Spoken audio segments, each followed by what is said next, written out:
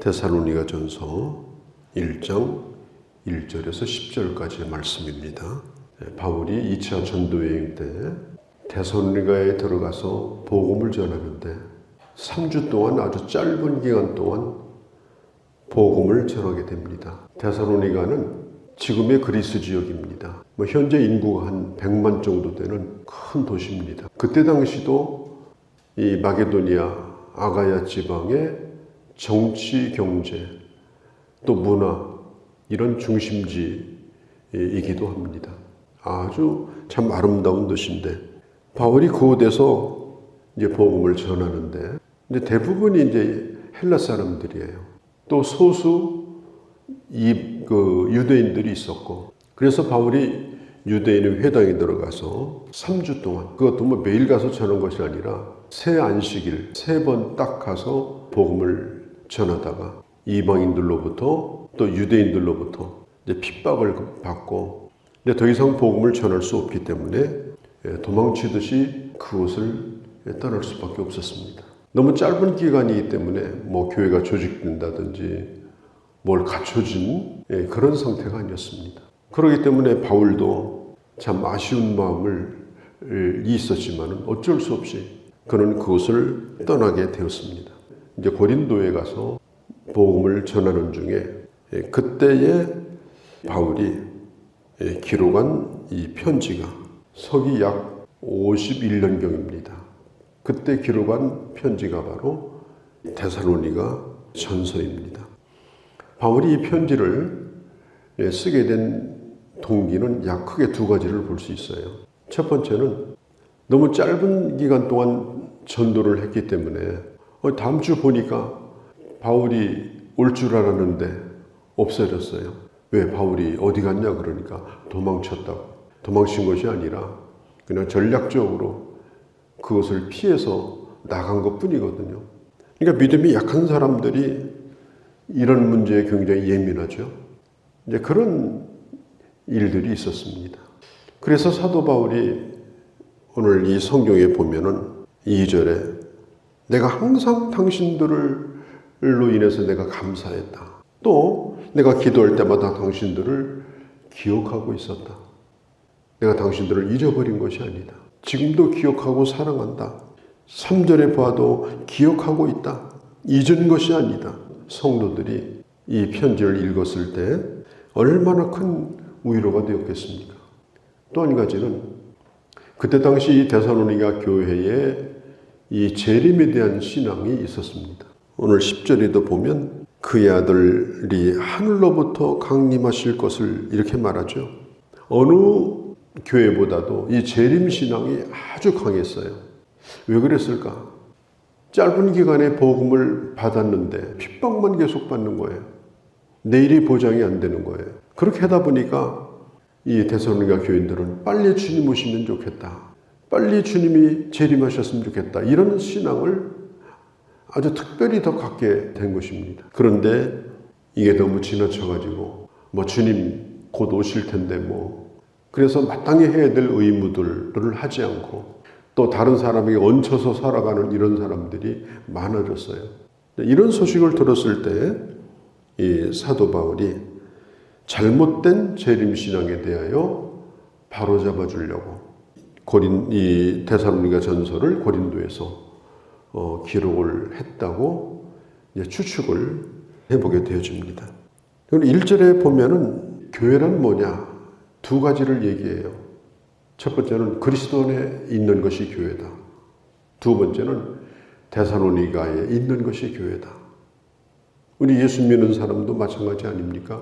우리도 이 세상에 살지만 우리는 하나님에게 속한 자입니다.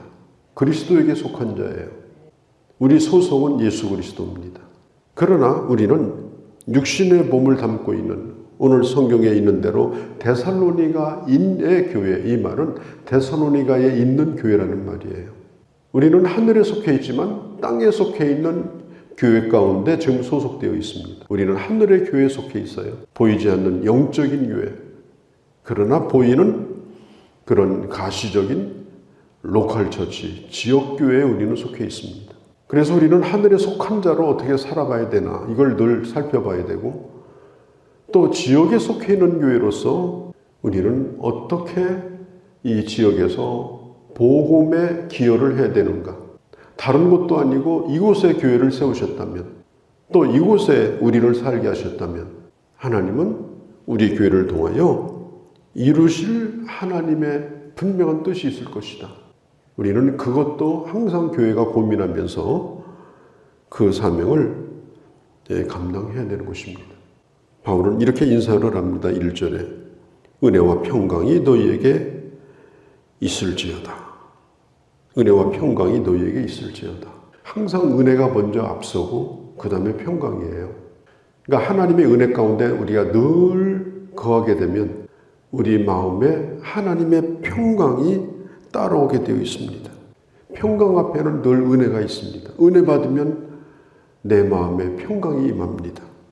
그 평강은 하나님이 주신 겁니다. 왜 내게 평강이 없느냐? 왜 나는 마음이 불안하냐? 은혜 받으면 사라집니다. 은혜 가운데 거하게 되면 환경을 뛰어넘는 하나님의 평강이 충만히 임하게 되어집니다. 바울은 말합니다. 나는 당신들을 위하여서 기도했고 나는 당신들을 기억하고 있다. 무엇보다도 데살로니가 교회에 대한 이 좋은 소식들이 이렇게 들려오는 것에 대하여 나는 하나님 앞에 참 감사한다. 그 좋은 소식이 뭐냐? 믿음의 역사와 3절의 사랑의 수고와 주 예수 그리스도에 대한 소망의 인내이다. 세 가지 소문이에요. 믿음의 역사, 믿음의 소문이 좋았어요. 그 다음에 사랑의 수고, 사랑의 소문이 났어요. 또 소망의 인내. 왜 그들이 잘 참는가? 그 이유를 알았어요. 그것은 바로 예수 그리스도에 대한 소망 때문이었습니다. 믿음의 역사라고 하는 이 말은 무슨 역사책, 히스토리가 아니고 말하자면 액션입니다. 움직이는 것, 힘이 있는 것. 그게 바로 역사예요. 데살로니가 교인들의 이 믿음은 그냥 교리 속에 머무르는 믿음이 아닙니다. 지식에 머물러 있는 믿음이 아닙니다. 그들이 가지고 있는 믿음은 관념이 아니에요.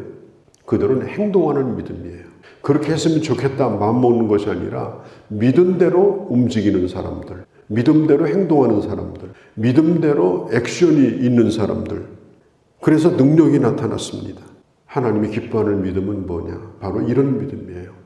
머릿속에만 있어서 지식이 충만한 곳에 머무르는 믿음이 아니라 그 믿음이 밖으로 드러나서 행위라고 하는 열매를 맺는 그런 믿음, 살아있는 믿음이죠. 그런 소문이 데살로니가 교회에서부터 들려왔습니다. 또 사랑의 수고가 있었습니다. 우리가 흔히 노래하기를 당신은 사랑받기 위해 태어난 사람, 나도 사랑받기 위해 태어난 사람, 틀린 말은 아닌데 그것만 노래한다면 그건 부족한 겁니다. 수고가 있는 사랑이 그게 바로 참 사랑입니다. 누군가를 위해서 수고하고 희생하고 헌신하고 땀 흘리고 그렇게 할 때 그게 나도 사랑한다는 걸 느낄 수 있고 또 상대방도 사랑하는 것을 느낄 수 있고 그리고 그런 사랑을 통하여 그리스도의 복음이 증거되고 열매를 맺는 것입니다. 어떻게 사랑의 수고를 하느냐? 이미 사랑을 받은 자로 사랑의 수고를 하는 거예요. 그 다음에 소망의 인내. 이 소망의 인내는 뭐 이를 악물고 잘 참는 걸 의미하는 것이 아니고 예수 그리스도에 대한 소망입니다. 예수 그리스도에 대한 소망, 예수 그리스도의 말씀, 예수 그리스도의 보호하심과 인도하심, 예수 그리스도가 이 땅에 다시 오실 것에 대한 이 분명한 소망이 있기 때문에 끝까지 견딜 수 있다. 끝까지 인내할 수 있다. 인내하는 근거가 뭐냐? 소망 때문이다.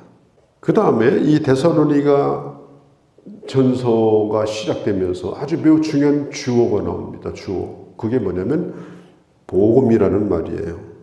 5절에 우리 복음이, 이 복음이 주제예요. 데살로니가 교회에 복음이 들어갔습니다. 아주 짧은 기간 동안 들어갔어요. 그런데 그 복음이 짧았지만 말로만 증거된 것이 아니라 능력과 성령의 큰 확신으로 증거가 됐습니다. 그러니까 이 복음이 짧았어요. 그런데 단순히 사람을 이게 설득하고 복음을 설명하는 그런 수준이 아니었어요. 아주 강력하게 복음이 그들에게 임했습니다. 분명하게 증거되었고 그들이 큰 확신을 갖게 되었습니다. 거기에다가 이 사도 바울이 5절 끝에 얘기했죠. 너희를 위하여 어떤 사람이 된 것을 너희가 아는 바라. 짧은 기간이지만은 사도 바울은 그들에게 본을 보여주었어요. 바울이 어떤 사람인지 분명한 본을 보여주고 그리고 성령의 능력으로 복음을 전하고 그리고 복음의 확신을 심어 주었을 때 짧은 기간임에도 불구하고 데살로니가에는 엄청난 역사가 일어났습니다. 이게 복음의 영향력이에요. 사람의 영향력입니다. 하나님의 사람의 영향력.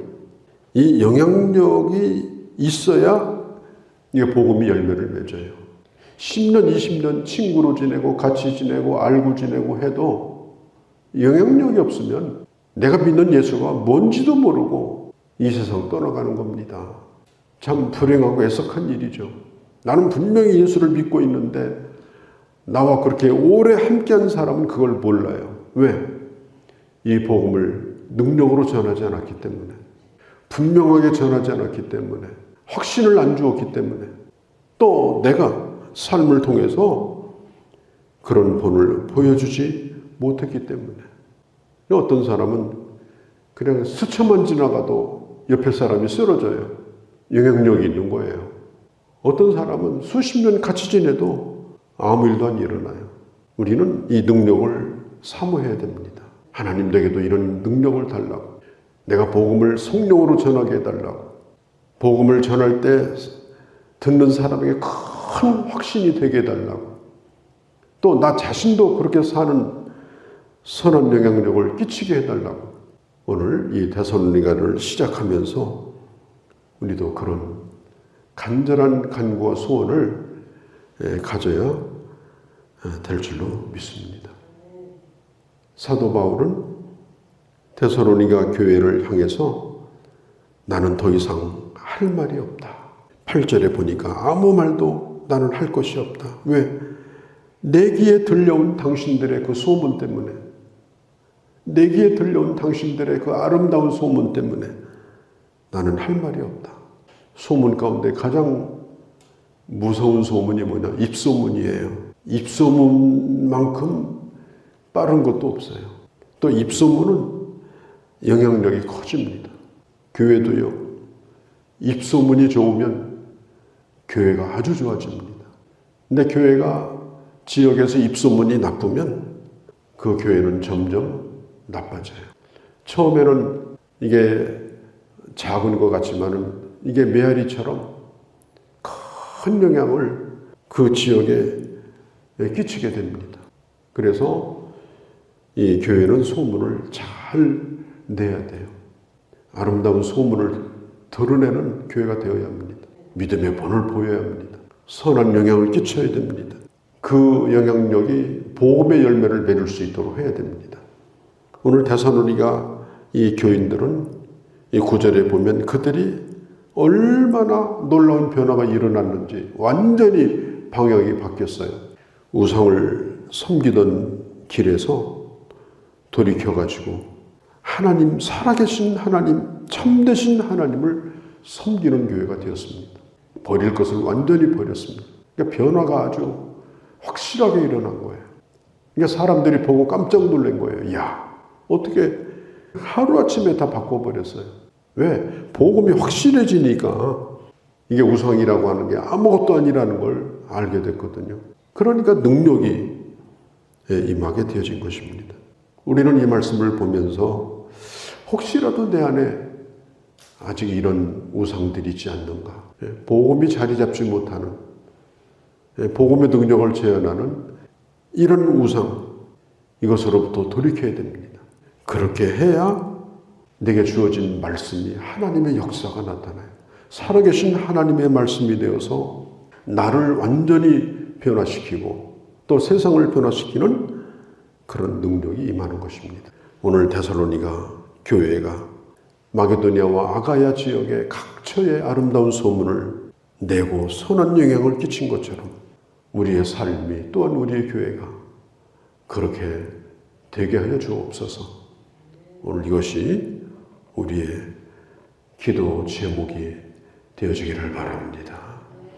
거룩하신 우리 아버지 하나님, 오늘 저희들로 하여금 이 데살로니가 전서를 아버지 하나님 나눌 수 있게 해주셔서 감사합니다. 저희들도 데살로니가 교회와 같은 이 복음의 능력과 이 확신과 이 변화와 이 영향력과 이 아름다운 소식을 사모합니다. 이런 은혜를 저희들에게도 베풀어 주시고 우리 교회도 이런 사명을 감당하게 하여 주옵소서.